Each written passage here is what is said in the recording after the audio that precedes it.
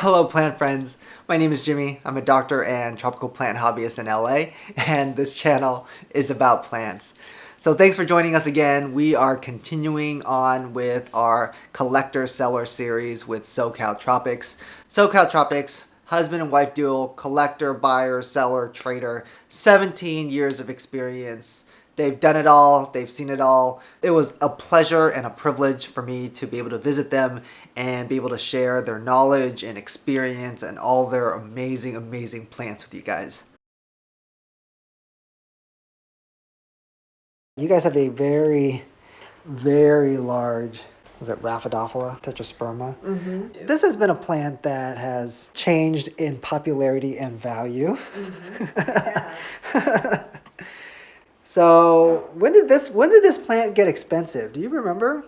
Was it like earlier this year? Was it before that? Yeah, it's been pricey for you. It's been pricey. Has it? Yeah, it's been pretty pricey.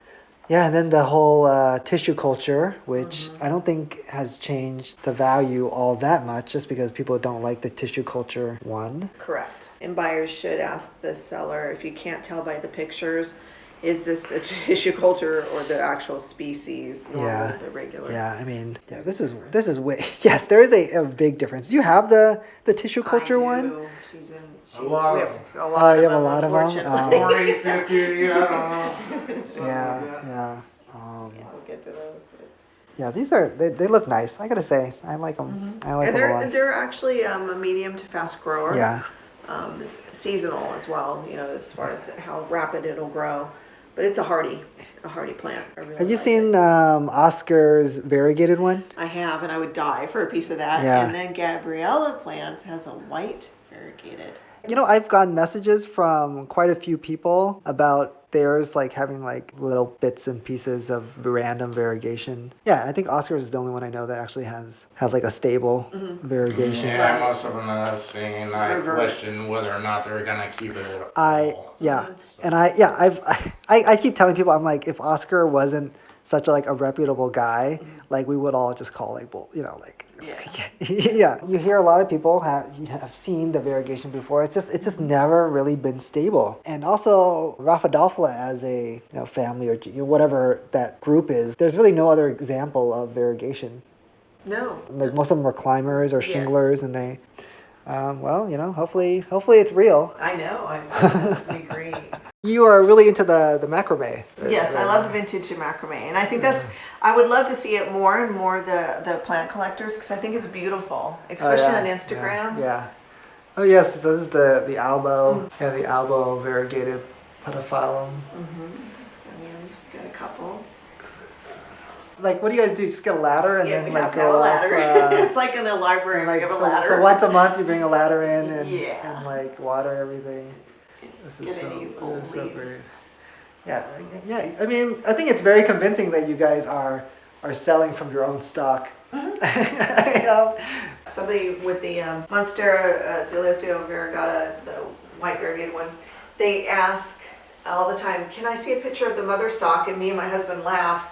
Okay, which of the mother stock, 100 mother stock did we take this one cutting from? I can't remember.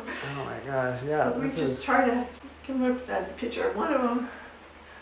I mean, you guys have really integrated plants into your life. Everybody goes, the air is so fresh in this house. It's so filtered from the plants. I mean, goodness, yeah. This is really, really, really impressive. There's one up here, the Pachira aquatica variegata. Most of them that you see are grafted. Is this one up here? Yes, the money tree. And that one's actual seed sport, which it's not grafted. So if we propagate eventually, it'll come out true. Because if you propagate off a grafted one, it won't come out as well. So that was kind of neat. Well, any Pink Princess fan would definitely love your place.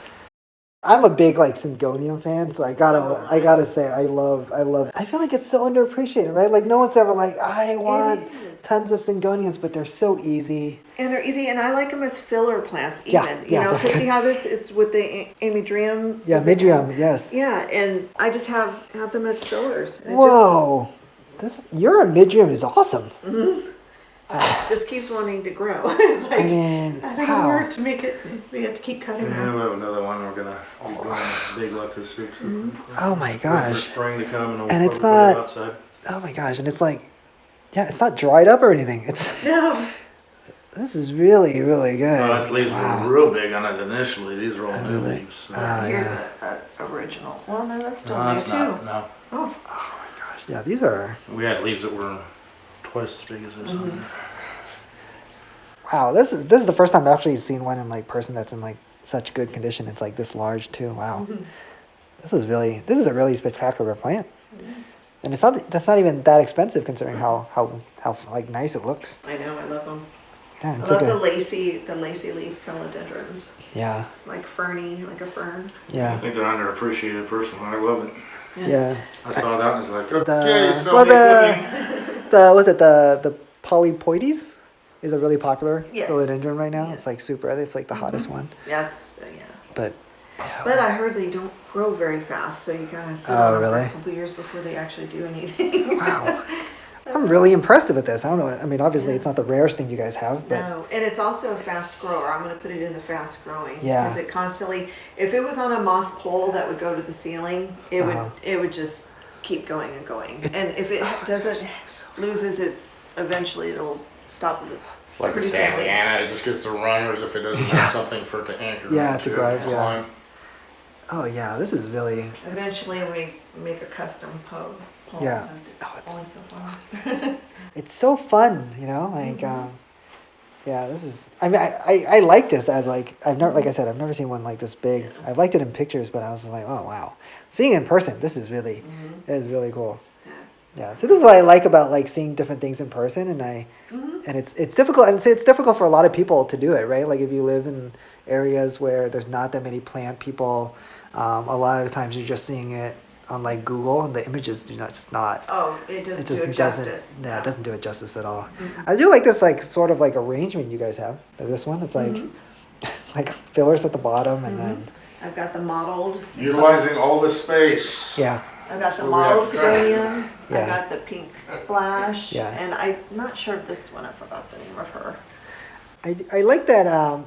Yeah, I think a lot of people now they're growing like each plant in their own pot, and I'm just like, well, that's not really how like things grow in nature. No. like So I like adding different plants together. yeah, I like it too. It definitely makes a good like floral arrangement for like plant floral arrangement. Yeah, and then the Zigoniums as filler really make it a lot easier to care for, right? Like you don't have to like worry too much about the bottom. That's And as great. long as, again, if you have the right potting mix, a large enough pot to add different species together, Yeah, go for it. yeah. I just think it's more. Water and light need I can- comparable plants together. Yeah. Yeah. I do like the I like that there are some plants that are just like God, this like I feel like this plant's just like so underappreciated. It's not that expensive yet. It looks so good. Such a handsome guy. This is the tissue culture Tetrasperma. Yeah, it does look a little bit more funky. The leaf is thinner. The Yeah. shape is different. Yeah. As it's growing, I thought it'd harden off, like get the thicker leaf, but it's keeping that thinness. Yeah, It's it so is thin. different. I really think it's a mutation that happened during tissue culture. Yeah, it happens in medicine and animal tissue culture all the time. Then it must have been. Yeah. So we'll have both for sale, because some people may want one of each. They just say, hey, I've got the species Yeah, and I have the yeah. tissue culture. I forgot, when did these like start popping up? It was This last summer here in San Diego. was it in San Diego? Yeah, not long ago. I thought it was like in Florida that it started popping up at like Kroger's. Oh, Kroger's Yeah. grocery store. I think it popped up in like on either the south or the other coast, and then it came to like Home Depot here That's recently, where we got them. right? And then Still a nice plant, but if I were to choose from the two, Yes. yeah, yeah. Is this like? Do they get bigger? Are these just like small versions of it? That's what I'm wondering, because I'm watching it grow and the leaves are staying They're so still tiny. they're so small. But then again, like you see some of the pictures from the original Kroger ones, they're like massive, ugly, wrinkly leaves. Oh, really? Oh, So no. I don't know if I don't know. I'm a big fan of having multiple plants in a pot. I know that I think more and more people are having multiple specimens of one type of plant in a pot to make the plant look fuller. I think more and more people are doing that. But I think that having multiple types or different specimens as well as different varieties of plants in a pot, I'm a big fan of that. One is that it makes it look really cool. It makes it look more like a floral or planty arrangement, and so I think there's the benefit of like a visual appeal if you're into that. But the reason why I am the biggest reason why I'm a fan of it is that I think it's a huge space saving idea. If you're living in a really small space and you kind of want to build your collection or diversify your collection more, and you just don't have space for more and more pots, having multiple a variety of specimens and plant types or species in one pot can really save you a lot of space, especially if the species that you select, their foliage differs a little bit, right? So you kind of like if you have one that's like tall and then one that kind of just grows short, or one that like dangles or vines, right? Or like anything that goes like this. So if you diversify the species by where like how their foliage is, you can really fit a lot in, and then also as people's collections are growing, as space is becoming more and more limited, I feel like it's a pretty good idea to have multiple plants in one pot. And besides, that's sort of how they grow in nature, right? Plants in nature are growing with other plants, right? They're interacting with other plants, right? They're climbing onto other plants. They're they're just like they're all intermingled into each other. So just a thought. Yeah, I think that's it for this episode. Thanks again for joining. Please like, subscribe, comment below, and till next time, happy planting.